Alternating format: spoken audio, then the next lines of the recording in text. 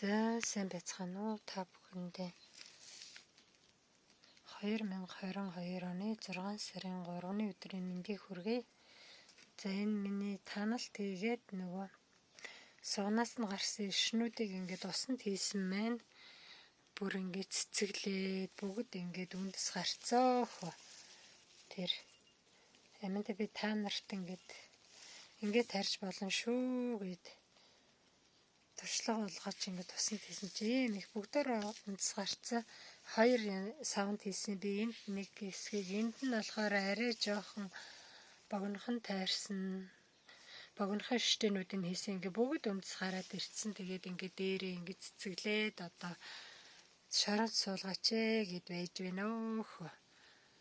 Одоо надад тарих газар байхгүй. Энэ түрүү чи өөрөө ургасны чинь тарих газар байхгүй сайхан байж байна.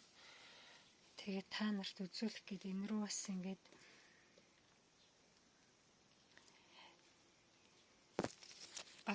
шоронд шууд шигтгсэн.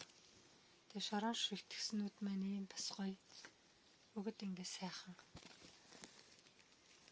оргож байна. Харин шоронд шигтгснүүд нь эхлээд нэг иймэрхүү ингээд жоохон унжгаар байж байгаа л тэгэл гоё голоос захынхан эднэр нь болохоор ингээд шарлж марлаад нөгөө хүндсэн юм болохоор тэгэл голоос ингээд их гоё гараад ирдэг.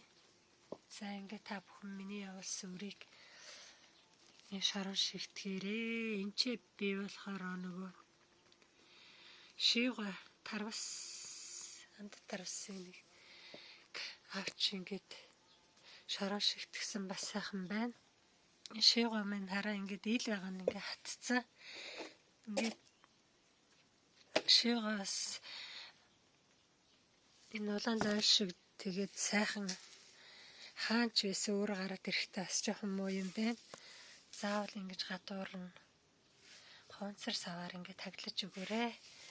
За улаан лойл бол ингэ миний явуулсан улаан лойл нь ийм хүчрхэг улаан лойлнууд байгаа шүү. Ингэ та бүхэн хаа дуртай газараа ингэ шигтгээд улаан лойлоо энэ жил ариун хурааж аваарэ гэд та бүхэндээ ерөө би ингэ хүлэмжиндээ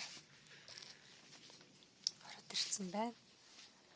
Нэг хаалгаа хийжсэн лойл минь ийм гоё хүчрхэг ургаж байна. Хаалгаа хийж тарьсан болохоор энд болохоор зүгээр дан иш шигтгэцэн 2 ширхэг. Тэгээ энэ бас хүнд дан иш нь хүртэл ингээ үндэс гараад ургана. Иш гэж навчна. Ишгүй зүгээр навчныхаа ишийг шигтгэж байгаа юм л да. Тэгэхэд ингэж гоё урган шүү. За ингээ та бүхэнд амжилт хүсье.